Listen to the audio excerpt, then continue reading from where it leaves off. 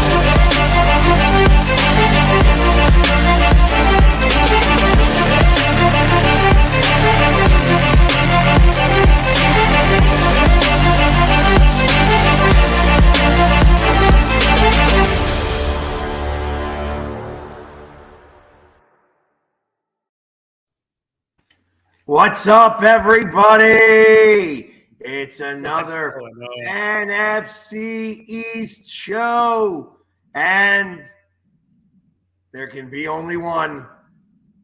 Oh, shut the hell up.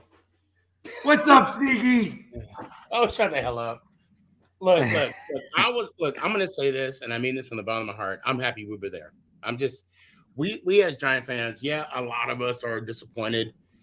But, I mean, obviously, you guys were the number one seed for a reason, and it is what it is. We'll be back. But I'll tell you what.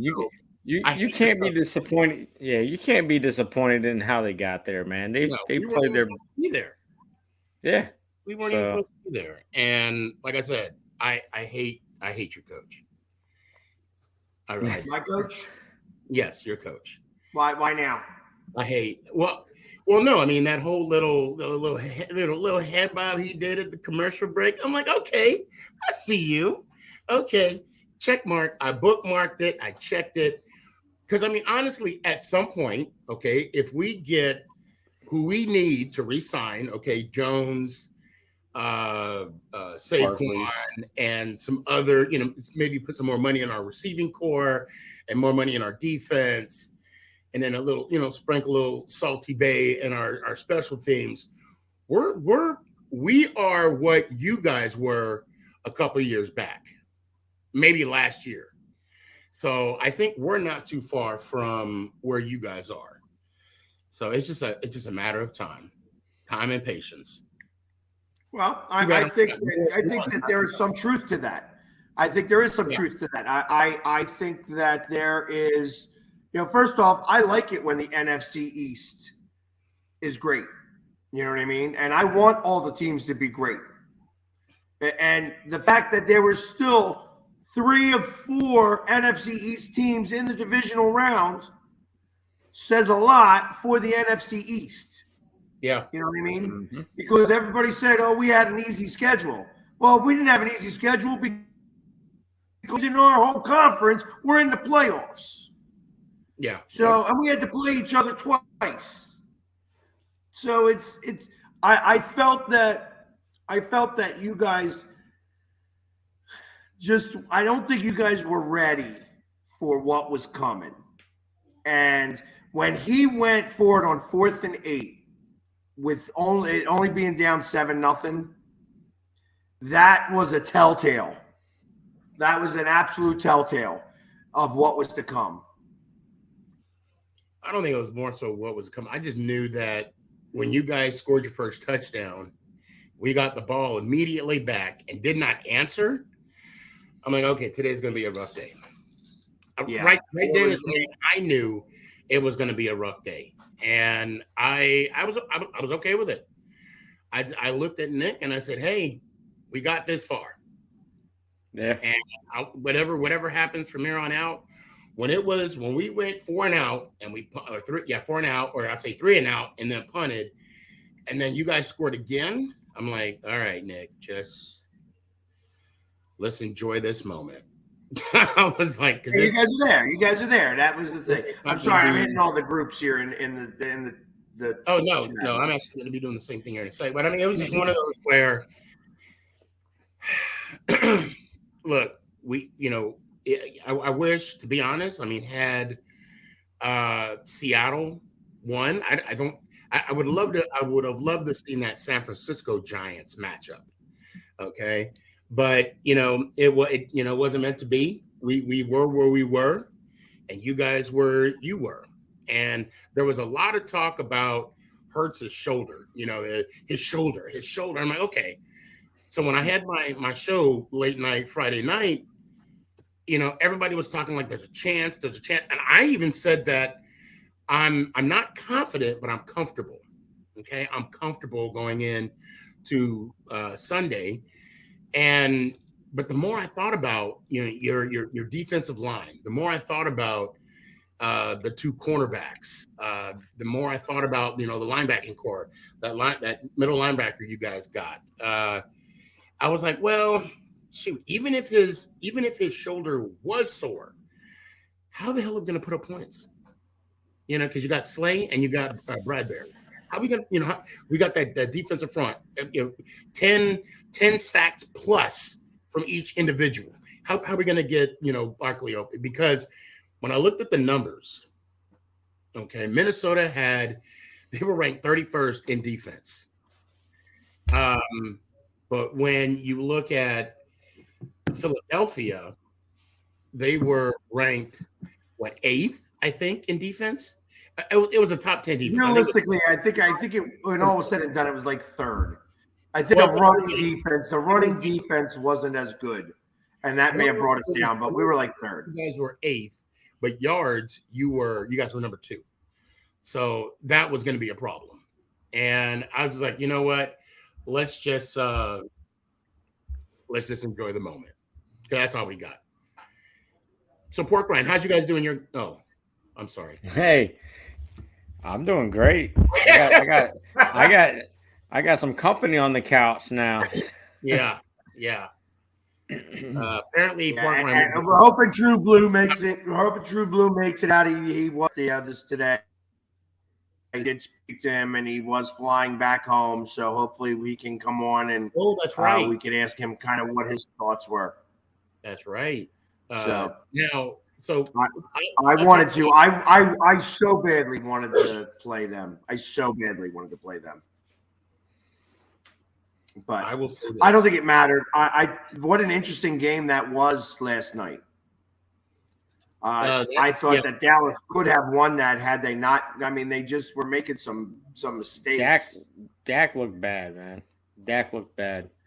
I'm gonna tell you right now. I know the Giants has our struggles, okay, and we're, like I said, we were just happy to be there the first time in 6 years, the first time in double-digit years of getting a playoff win.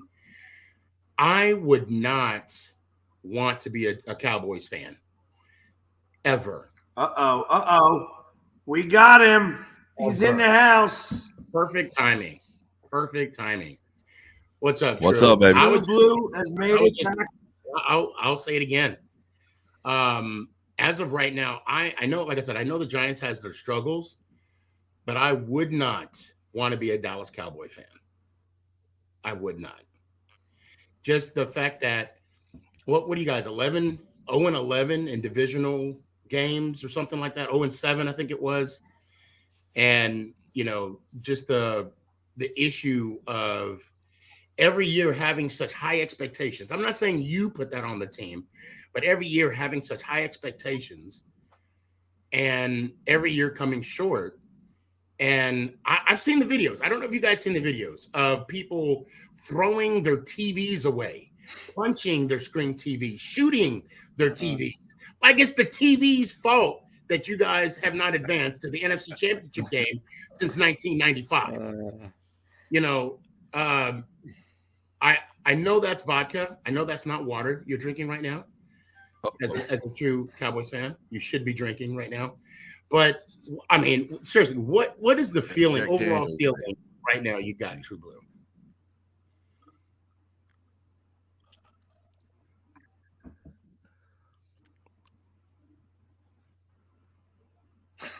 I keep getting a freeze up. Is everybody there?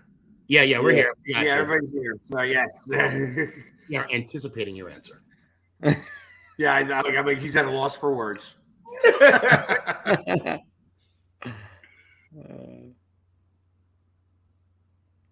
Whenever yeah, you must be lagging pretty badly. Oh shit! We're not laughing Is at it you, me? Drew. We're not laughing at you at all. First the game and now this. All right, you may have to do a reset. You may got to do a reset. All right. Well.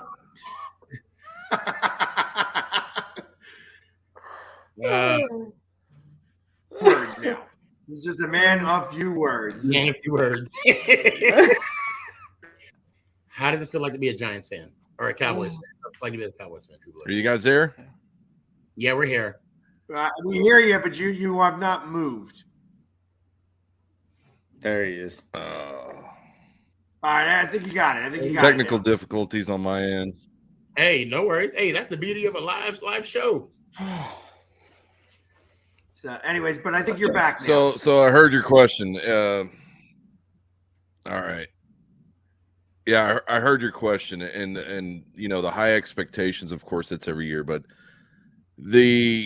when your relationship, and I'm gonna speak, not me, my team. I'm gonna say the internals, the coaching staff, the owner, the GM, everybody who has working relationships. You know, I'm going to have to say with the GM, I'm not saying the owner, I'm saying the GM. But the relationships that he has with his coaches are true bonds, and I just don't understand it because once somebody, you know, does something so egregious or can't do anything to back up what they're talking about, you keep them around year after year after year, regardless of the head coaching change. Just doesn't make sense. And I think you guys know where I'm going with this. But, you know, fans out here, you know, give up all their money and everything else year after year as well to this team and spend a pretty dime to make sure that we have the players and personnel that we need. And it just never seems to fit with what the GM wants. And I have to stress the GM because it's ultimately who it falls upon. And everybody knows who our GM is. And it's just, you can't have these internal discussions without having some outside conversations, and it just seems never to happen. And I know that Steven is getting there, and I just don't understand from a fan perspective how you can keep going on with the coaches that you have. And I'm not talking about the head coach. I am not talking about the head coach. Right. I know you're talking about. I'm not talking about the defensive coordinator. No, I know you're talking about. Oh, you are. And it's just one of those things where if you're not gonna fix the situation, just tell everybody to not even show up. I mean, as a fan base, we can have our expectations all our want, but when we see the stats, it's just horrifying. And yesterday was horrifying. Sitting in that end zone, seeing what I saw, the play after play, when I'm able to yell out exactly what's going to happen, and everybody sees me, and they're like, you know, and I'm doing that from my seat. What do you think the defense is seeing from San Fran? Right. They know what's coming. Yep. They know the routes. You can read the routes. You can't sit there and say, "Oh my, what?" No, you can't do that. And again, me as a fan, I'm seeing that from the field, in my seat in the end zone, all the way down at the other side, and I see what the linebackers are doing, already adjusting to the situation. And it's like, okay, well, what do you do? But what the OC did for us was just failure yet again.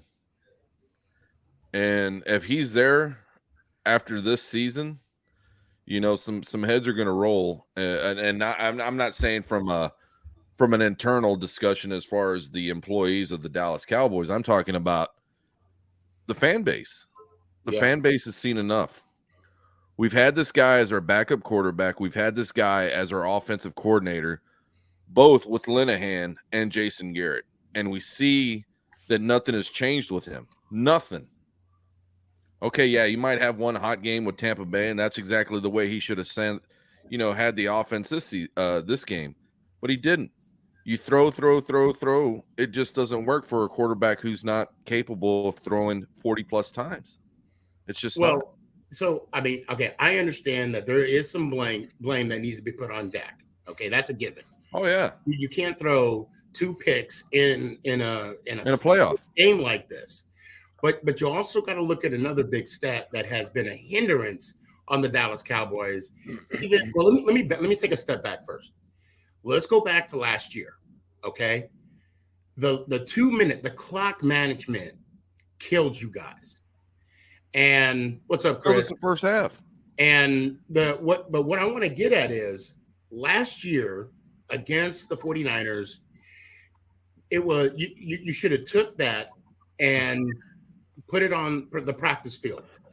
You guys should have immediately been more. You guys should have been like experts, subject matter experts of the 2-minute drill. Again, the situation, and also situational football. But I want to say that punt, that third down punt, take a damn timeout. What the hell? I mean, clock management. And then what really hurt you guys mostly, 7 penalties for 50 yards. Yeah. 7 penalties. Yeah. And you had I'm right there. Back to back. And I'm telling you, as a Giant fan, I'm loving every second of this. When that clock was winding down, when you guys were doing transition from punt team, look, you could have took a timeout. You would have had the 2-minute warning, and then you had 2 other timeouts to follow behind. I don't know if that's under McCarthy's daily wick or if this is under the offensive coordinator. Eagles will show Cowgirls how to put Purdy back in high school. We'll find out. Nice. I like them chains, though. I'll tell you. But seriously, though, I don't put the full blame. I know he threw 2 picks, and I knew when Pollard was out, you guys were done. And yes, Cowboys are predictable. They are. Yeah. It was either Pollard or CD. It's the Pollard offense is predictable. Zeke, Okay, so when I see Tony Pollard go down, I said, "Yep, his leg's broken." I see it. I'm there. Yeah. I'm looking at it. I see what's going on. You make adjustments as an OC. You do. We have another capable young man back there of running just the same capable way that Pollard does. But we don't put him in the game until the end of the third quarter, and I'm sitting here like, what are you doing? What are you thinking of? What do you think 2-1 is going to do that this 3-4 kid's not going to do? Right. And excuse me while I'm not saying names right now because I'm not going to be calling anybody out. But the thing is when I've got just as I got capable players there, why utilizing them?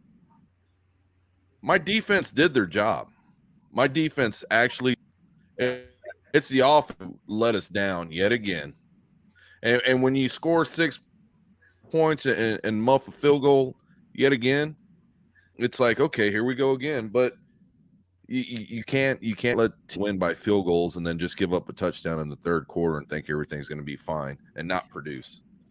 The OC that was the killer.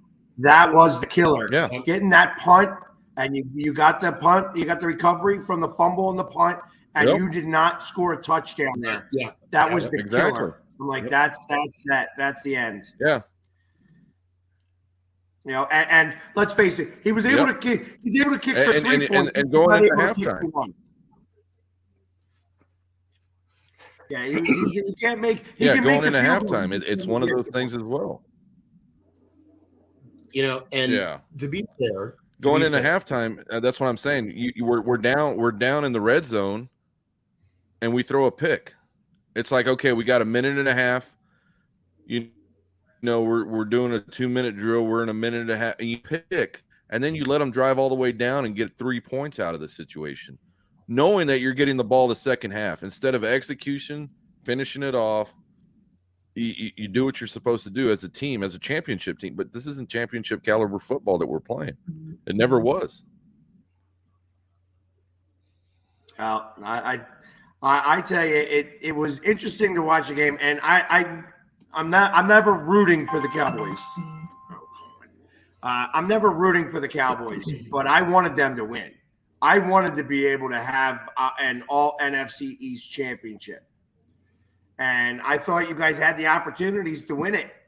That was a winnable game for you guys. Well, yeah, I want it, and just San Francisco. I'm gonna give kudos to their defense. I will not give kudos to their offense. Their quarterback is. I mean, when I saw the quarterback go down behind snap of the center, and his face mask is touching the rear end of the center, I was like, how tall is this guy? And then I see the situation at hand. It's the playmaking ability. Yeah, he can scramble, he can do this, but it's all cliche offense. He's either going to roll out, or he's going to have a slant over the middle, and he's going to put trips out on one side. The only way he can do it is get the linebackers out of the middle to throw over the middle, and they do a good scheme of that. But other than that, everything's a rollout. And if you eliminate, you just have 2 linebackers. If you have 2 linebackers in there, you're going to take care of that situation. The guy can't go anywhere. He can scramble, but whatever. And again, it was our offense that let us down. I will give the 49ers offense some props. I mean, but honestly, let's look at the weapons. But let's look at the weapons that they have. Okay, if I was a rookie quarterback in the NFL, I would love to be on this team. That offensive line is stacked. You got Kittle. I always mess up his name. Devo. Who? You got Devo Samuel. You got EQ. IAQ. IAQ. You got him. I mean, there is so, and you got Christian McCaffrey. McCaffrey's not even the best player on that team. And they shut him down yesterday too. They did, but they couldn't shut anybody else. We shut everybody down. And we shut down Debo. We shut down Kittle. He had 2 good catches, one over the middle where he popped it up. It was just it fell to his hands. That play with Kittle where he. But again, it's. I don't even know what Diggs was doing when he was coming in. I mean, he turned his back to make a play, but all he had to do was play the ball. I mean, I know it's easier said than done. Oh, exactly, right there in his hands. And looking in. But when you got Kittle making that catch at the perfect time when Diggs was coming right underneath him to make the first down for a big play, which ended up being a touchdown, in these type of moments, and yes, I'm talking all this knowing the Giants only scored 7 points on Saturday. I get that. But at the same time, like you said, not only championship teams play as a championship team, but when you have players that are playing as a championship player, make championship plays. Kittle, that was the play that he made. And if Diggs would have got if he would have batted that ball down, that would have been a big play. That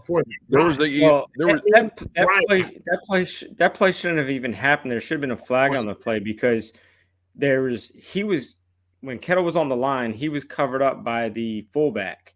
So when he went out for the pass, that should have been an ineligible man downfield, and that should have been a penalty. Exactly. But regardless of all that, here's the thing. When you just don't put any points on the board due to your lack of offense, you're just not going to win. 3 field goals and a touch is like, okay, whatever.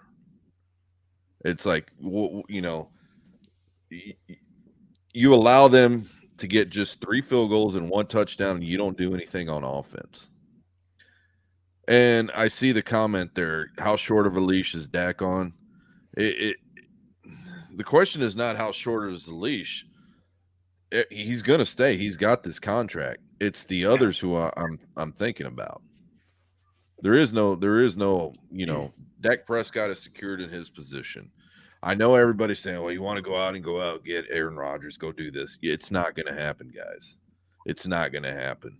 We're going to lose some. We're going to lose some. You guys don't weapons. have that type of money to be able to play like that.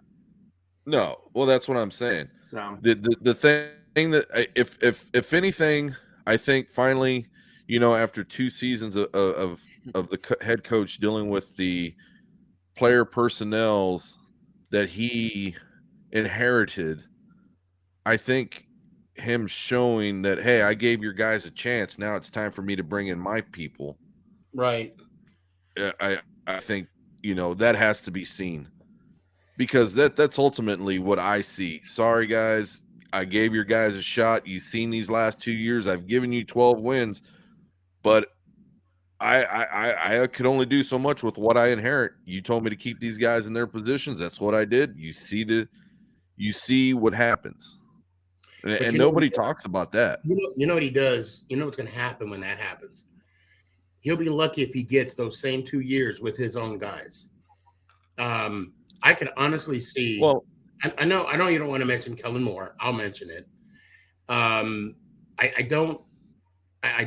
Maybe he's the problem, but I will say that when McCarthy first got there, you know, he made a statement saying that I make the decisions, I have the final call, and then the next day, Kellen Moore is going to stay there due to Jerry Jones. You know, that's 2 different. Well, that's exactly what I'm saying. When you inherit something, you have to deal with it. Right. And he's dealt with it for 2 years. And he's shown that he, you know, I relied on your guys that you told me to deal with, and I've dealt with them, and nothing's changed. So you got it. You got it. Yeah, but I bet you this year. So, but I think the fact that, you know, he kind of looks at it. I feel like Jerry Jones looks at it like, hey, as long as we make it as far as the Eagles, the fact that the Eagles are in the NFC Championship game is going to really wear on him. And I think back to the time when you guys lost in Philly 17-9, and that was essentially for the NFC East. And you guys lost that game, and he didn't want to let what's-his-face on the plane. Yeah, that they said that they were having Jason Garrett. Yeah, that was Garrett. Oh, yeah. So, and he didn't want to let him on the plane. They were saying all that stuff like, oh, they're having plane trouble. They weren't having plane trouble. Jason Garrett was just trying to get on the plane, and Jerry Jones didn't want to let him on the plane. Yeah. And if you go back to the beginning of this season when we discussed it, and you know, when we were talking about it, we said even this week 6 matchup, and I said it. I said that's going to determine who wins the NFC East. From that game on, whoever wins that game is going to be the NFC East champions. And that's exactly what happened. You guys got that win, and we just couldn't. We didn't keep up. I think we can all have somewhat of agreement that winning a division is nice, but home field advantage does not necessarily mean home field advantage. I mean, maybe for some. I mean, obviously the Eagles, you guys came out and showed out. But, I mean, I can say for the Vikings, it didn't work out. You could say for Tampa, it didn't work out. And look at Cincinnati. They're in the AFC Championship after beating Buffalo in Buffalo. It's just the caliber of the type of team that's on the field. Right. And the quarterback. In that game, it was a straight smackdown. They just took it to them right away. And Buffalo couldn't recover. Now, to kind of reflect on the Giants game, see this right here, the Cowboys and the Giants, it's legitimately the tale of 2 teams. We didn't have any expectations. We were playing with house money. That's all I heard since the playoffs even started. We got our Super Bowl by beating the Vikings last week. We were on cloud 9, okay? And the fact that everybody's saying, "Oh, we got slaughtered, we got smacked, we got destroyed." Yeah, because Philly has been built. They built their team to what they are today. From day one, from draft day, when they got AJ Brown, holy schmack. And then when they picked up Bradbury, which was a salary cap casualty for us, I knew deep down Philly was gonna. I knew before you even said anything, I knew that you guys were going to be dangerous. But I wasn't going to give you the benefit of the doubt because no, I'm going to have confidence on the Giants. But then when you look at that defensive front, 16 sacks, 10 sacks, 11 sacks, 10 sacks. What? Yeah, Philly, they built for this year. Although I'm old school, I would rather build for longevity. We'll see how long,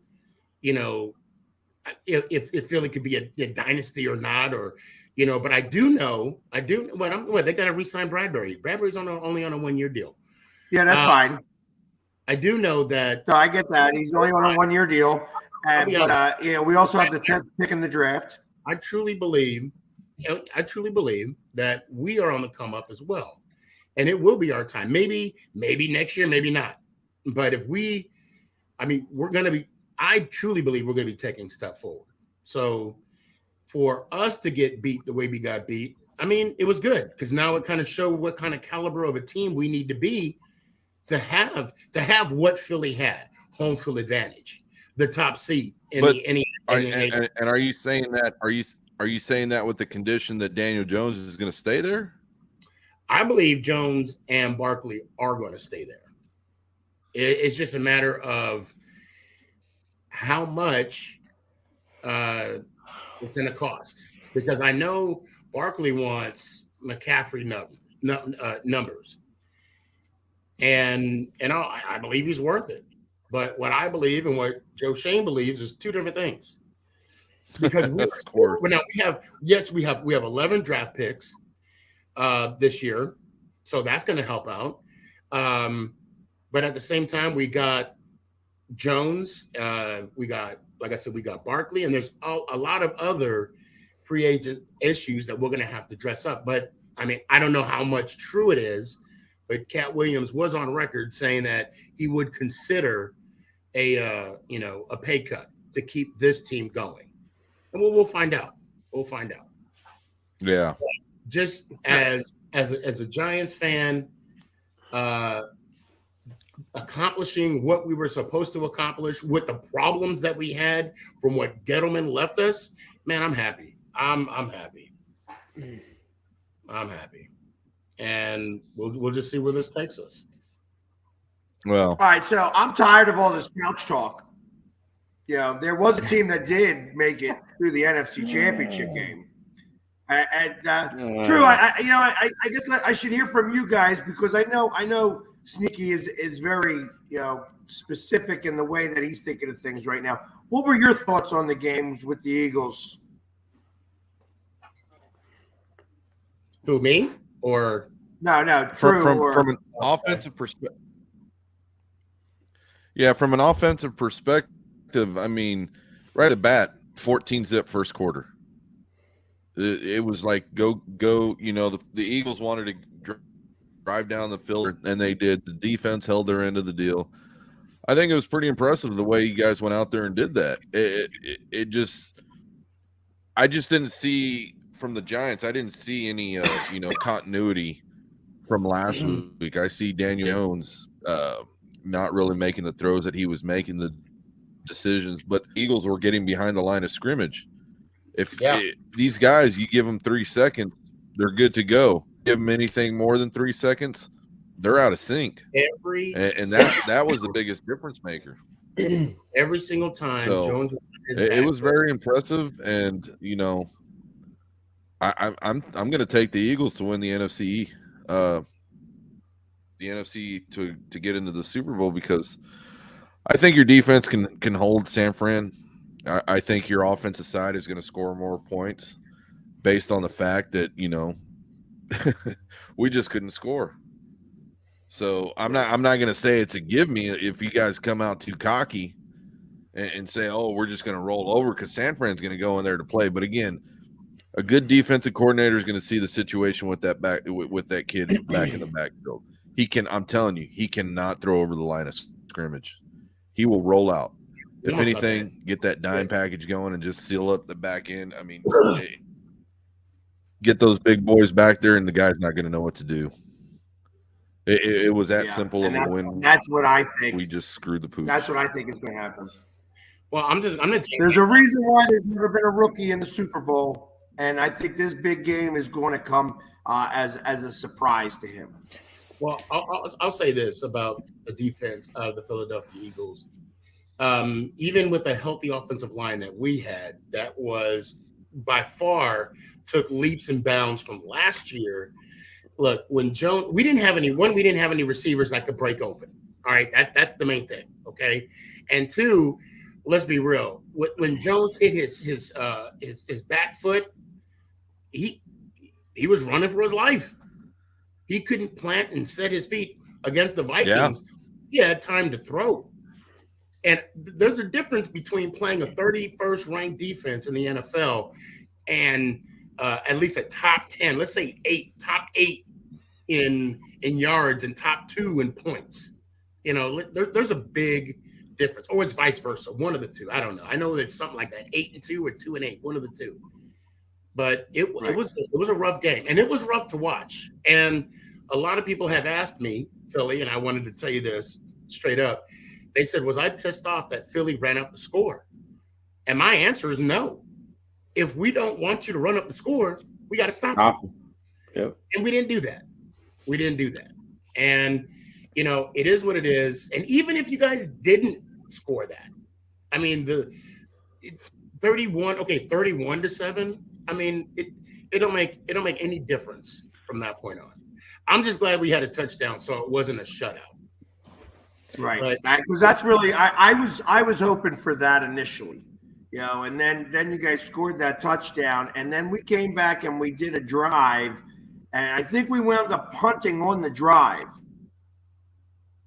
You guys went 3 and out again, and then that was that. That was like, all right, we got it. It's just, you know, like I didn't want to start seeing a comeback where there might have been a little bit of a momentum change. There wasn't that much momentum going in your direction, although it's just like I said, it was, he didn't have enough time. And that was what I was surprised about yesterday, looking ahead to the Niners and how much penetration the Cowboys were able to get on that offensive line. I thought that offensive line was a lot better, and it wasn't. You know, I know Trent Williams is a good player, but he ain't the same Trent Williams as he was before. Not the same guy he was in Washington. You know what I mean? He's a couple years older now. You know what I mean? And that, you know, and that whole line anchors through him. And they were able to get in there. And so I think that the Eagles' defensive line is going to have a nice day on Sunday. Well, now let's not forget, I mean, San Francisco already they have an awesome defense as well. But yes, I agree. That's where the best offensive line in the game is going to come. You know, that's going to be a very, very big deal there, because it's really is the Lane Johnson versus Bosa is a big matchup in this game. Right. You know, how much is Lane Johnson going to be able to handle? You saw what Tyron Smith did to Bosa. I mean, he was throwing him down on the ground, and there was really nothing. And Smith has been here a while, and you saw he was treated. So Lane Johnson, who's a little bit quicker and a little bit more agile, I think he'll be fine. You know, when you're in the stands and you hear opposing fans think everything's a penalty, and it's like, you know, Bosa was just getting beat. He wasn't the stronger guy. And when you get frustrated, you start to do things, as we all know, to try and, you know, to get the edge, quote unquote. And he just couldn't get it. he just couldn't get it, and it was frustrating on him. But I'm going to tell you what, that 5'4" kid for San Fran, he's not a joke. He's the real deal, man. That dude right there, he can play some ball on defense, dude. That's the only guy you got to watch out there on that defensive side. This number 5'4". So I am. I'm not even sure who that is. If you guys have any, he got the second interception down on the end zone side before the half from us, and but seeing him close up front, he was just going off on everything. So I think this week is going to be interesting because San Francisco is ranked number 1 defense, points and yards. Okay. The Eagles offense ranked number 3, points and yards. So I could honestly see a chess match. Yeah. This week. And granted that Philly defensively is 3, I think it's you guys were ranked 2 in points and 8 in yards. I think that might go into your favor because I had it here, the 49ers this year. Fred Warner is 54. Yeah, Fred Warner, yep. They're ranked, they have the 5th rated offense for yards and 6th ranked offense for points. And again, that just comes to all the weapons that they have on there. And it's just ridiculous. Hold on, Chris says. Yeah, that there might be. I see Chris Lentz. That's another thing too. The weather. What's that gonna be like up there this weekend? Right now, they're talking about 38 and rainy. Oof. That plays into your hands, though. Both teams. You know what? Both teams have the water. I don't mind the cold. I don't want it rainy. I'd rather not have it rainy, but his makeup will be runny. It's not even that. It's you know what? miserable. If we go to the Super Bowl, it's a beautiful sunny day, as far as I'm concerned. Right. You know what I mean? Like it says, because it makes things happen in a different way. Yeah. You know what I mean? Right now, have you noticed, especially in the last 6 to 8 weeks, this lack of tackling to try to get the ball out? The problem with that in a rainstorm is that ball becomes slippery. Yeah. And it just becomes a lot more of an issue. So I would rather it not rain. But, of course, I don't get to make that call. No. And if you did, I'd want that number. We're talking about weather as well. Let's talk about the Buffalo Bengals game. I wasn't surprised that the Bengals won. Actually, I'm glad the Bengals won because I felt that out of that whole issue, with the incident a couple weeks back, that they're the ones that got screwed. Yeah. Okay, so if Buffalo won, they get to play Kansas City in a neutral field, but Cincy had to play Buffalo at Buffalo. Had Cincy would have won that game, it would have been vice versa. I digress. I think if Joe Burrow can pull this year off and take the Bengals not only to the Super Bowl, but to raise that trophy at the end of the game, we might be looking at the next thing in the NFL. It's just something about him that I would like to see the Bengals win the Super Bowl. I would like to be honest. I could care less who wins it from here on out. But because the Bengals have never won any kind of championship unless it's the Cincinnati Reds. But that's been a minute too. I think it's 1990, if I'm not mistaken.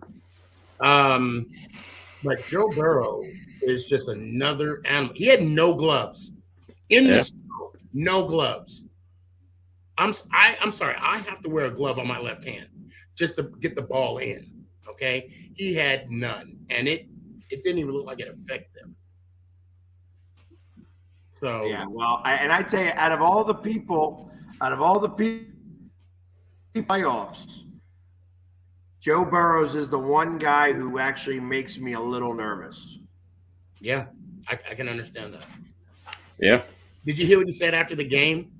He said, "How do you feel about the people that were, going to go to the neutral site?" And he's like, "Well, Gotta get their refunds. I was like, that's so cold. That guy is, he's so the real cold. deal, man. I like him a lot. Yeah, So I remember his very first game. His very first game in the NFL was against the East. He watched him firsthand get sacked 8 times in that game. He was getting crushed every bit of that game, and literally wound up, just dusting himself off. Right. And then got on to the next play. Yep. So I they mean, tied that game, by the way. So he's not beating the Eagles, and we haven't beaten him. I think had he would have finished that season, they would have been in the playoffs. Oh yeah, absolutely. But they wouldn't have had Jamar Chase. So that's true. It all works out, right? it all worked out. It's kind of like that Chinese man. Oh, you're lucky you got a house. Maybe. Or no, you got a horse. Maybe. Then the son breaks his leg. Oh, I'm sorry for your son. Maybe. Then the people need soldiers to fight, but his son can't fight because he hurt. Anyway, but yeah. So what happened after the game with Diggs and Allen? I'm seeing Chris's comment. That's an interesting take. Like what were they talking about? I heard that Diggs immediately got to the locker room, got dressed, and left. And it was a practice player that brought him back to the locker room so they could talk or whatever. And Diggs ended up leaving not too much after that. I mean, well, I know he blamed Allen. Of course he did. I didn't. So I haven't really been following too much about that because they're out. You know what I mean? So I don't care. The turmoil that happens, I'll be able to read after the Super Bowl. But right now, it's just I can imagine that they're upset. They were expected to win the Super Bowl. A lot of animosity. So, yeah. and Diggs is he wants to win, but he's also a little diva. Mm-hmm. He's got that diva in him. Yeah, a lot of them are. But I mean, at some I just think some of these guys get to a point where the money at hand with these contracts is far more intriguing to them than the actual game. And you can see it. And I'm not saying from the physical play that they have on the field, but their reactions on the sideline.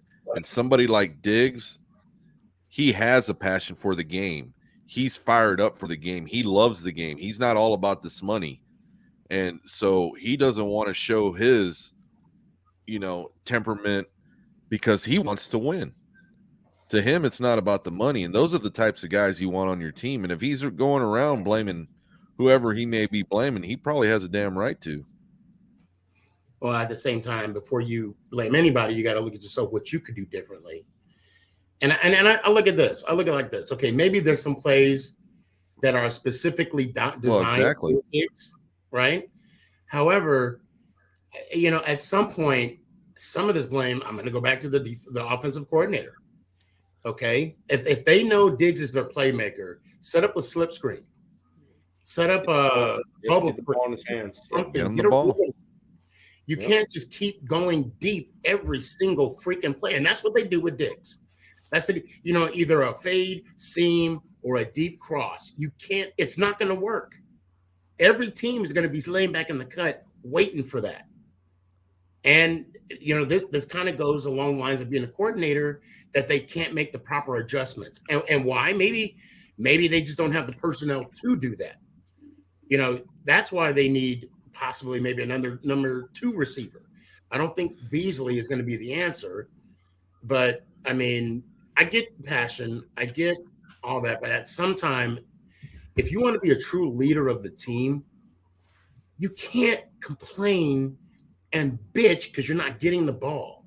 You can't. I mean, for example, Galladay, this whole season, you didn't hear him complain one time. I mean, you did hear him say, "I want to be out there," blah blah blah. It was so bad when he caught his first pass as a Giant.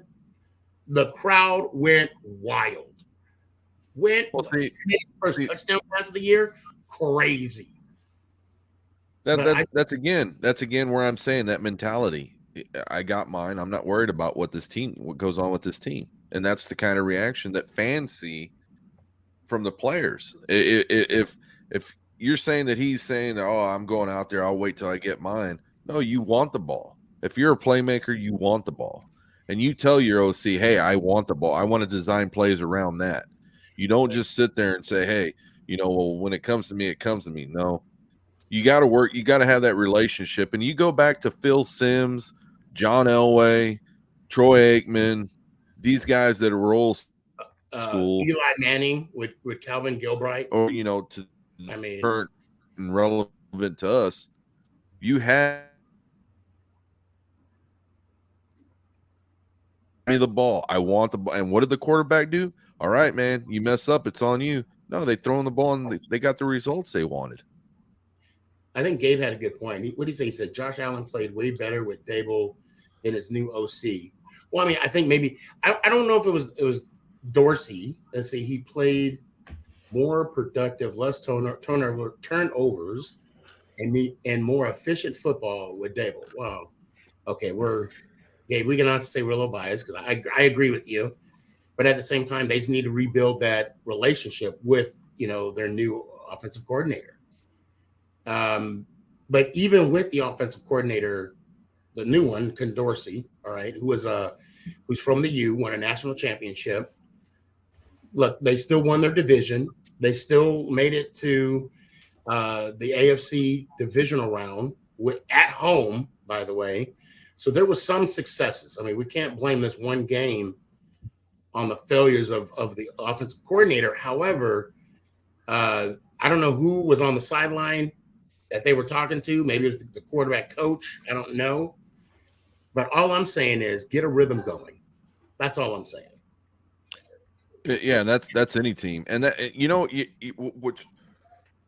what really hurts, I mean, me as a fan, is knowing football, knowing the plays, knowing the designs, seeing everything that goes on. And like, Philly and I were talking about earlier in the season, when we know what needs to be done and it doesn't get done is more hurtful. We know you can see the what it takes to score a touchdown, what it takes to stop a defense, and you don't do it.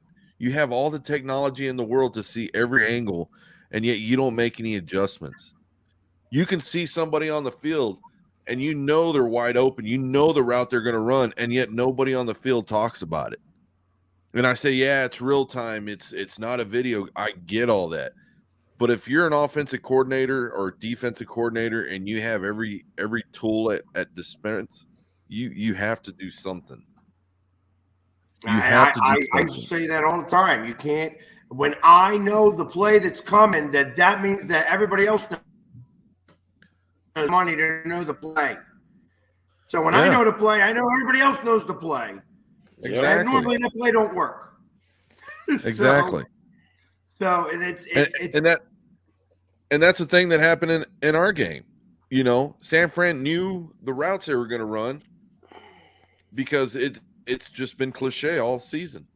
And what I still don't understand is how we have guys running the same routes, even though they're on different sides of the field, they're running the same damn routes. And I'm just like, are you serious? Why is everybody running a hook? Why is everybody running a curl? Why is only everybody running 9 yards and turning around when you got to get 10 yards? And don't tell me you're going to make it up on the one when it's 3rd and 9. That first pick Dak threw, that was definitely the receiver's fault. I don't even know what route that was. Well, that's the thing, dude. You know, the one big play down the field that CD Lamb had. I mean, I was just like, I don't get it with these guys.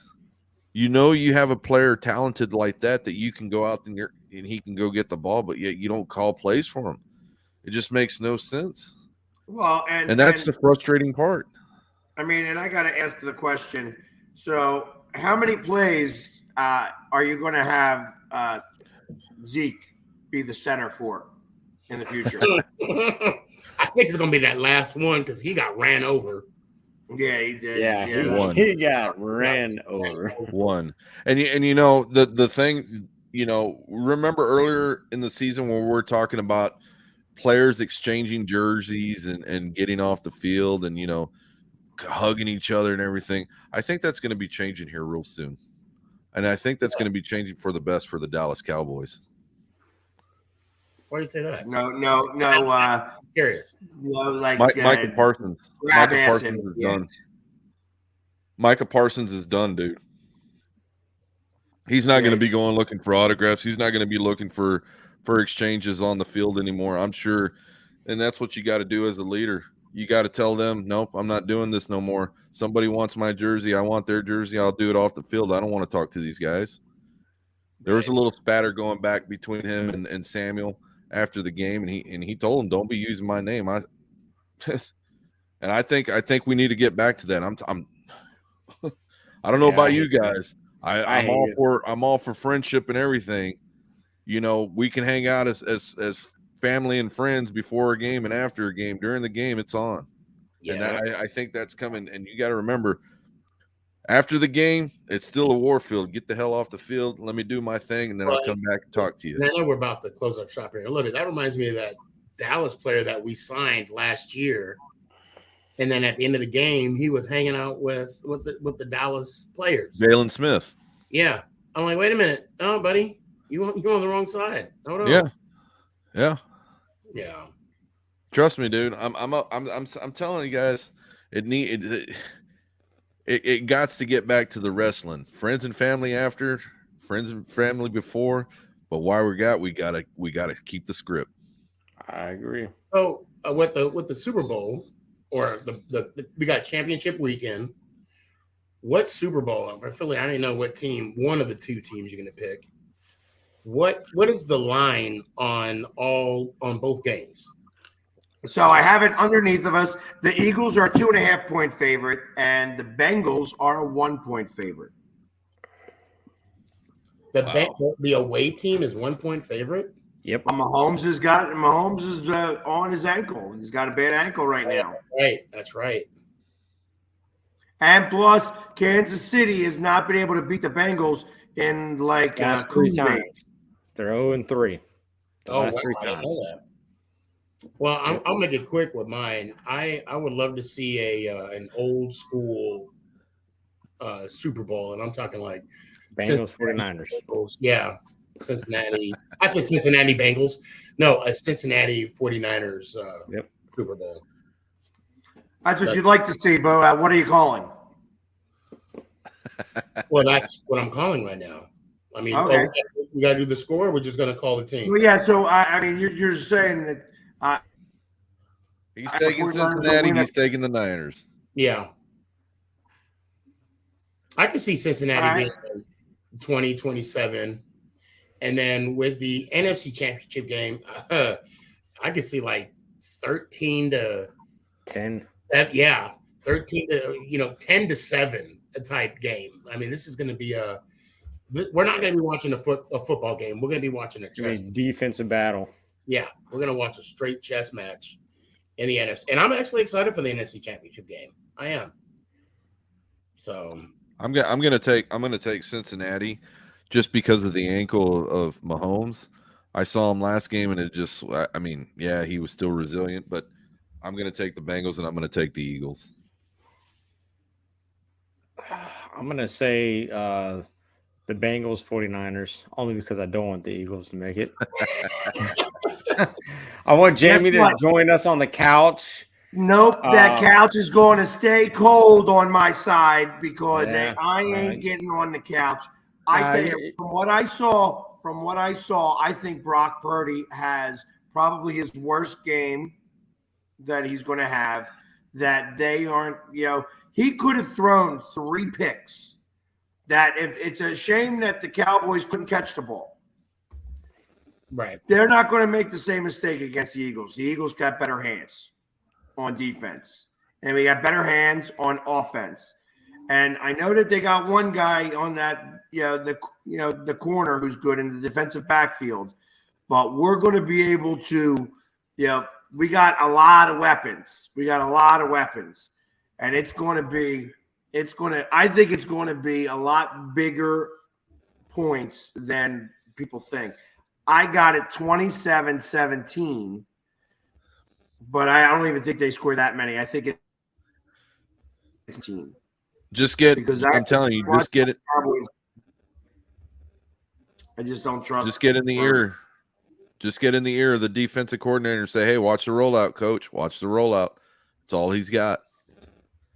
Yeah, well, and that rollout's not going to do as well. I mean, because even Parsons was able to catch up with him fast.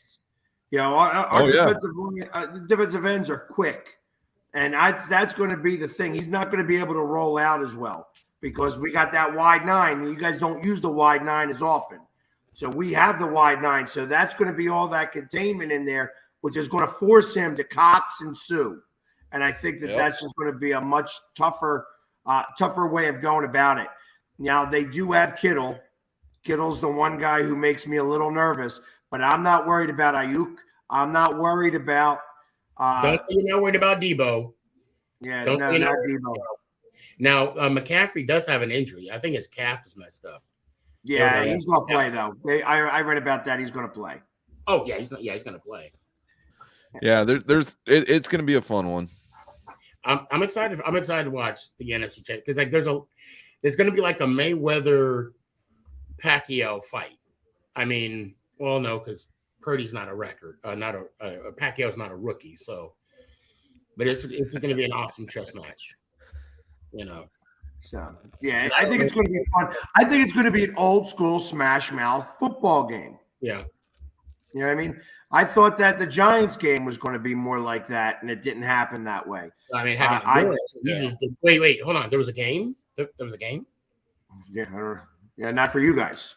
Yeah, I mean, it's for me. So, but and then for the other game, I mean, I can't bet against Joe Burrows. I just can't bet against him right yet. Super Bowl's a different story, but. You're not going to give him that. No, because you know why? That's where him missing his offensive line is going to really hurt him. Yeah, I said the same thing at work today. Yeah, it's just that the Chiefs don't have that type of defensive line. He's going to be able to get past them, but they're not going to. And same thing with the Bills. The Bills didn't have the defensive line. If Von Miller didn't play, that was the worst thing that could have happened to them. Higher caliber team. So, but good luck, brother. Have fun. Yeah. I appreciate it. I will definitely be there and, enjoy the couch. I hope it's nice and warm. I know that Pork Rind has been laying on it to try to keep it all warm for you guys. Hey, I don't need to lay on it anymore. I got two of my good buddies and hopefully my third one coming soon. Well, we'll talk next week. We'll be talking next week, and hopefully after an Eagles victory. I expect it to be, but I'm still, we got to play the game. But as always, thank you for everybody who hung out with us. Let's go. And go Birds! Go Niners! Yeah. Next year, everybody. Next year will be our year. Next year.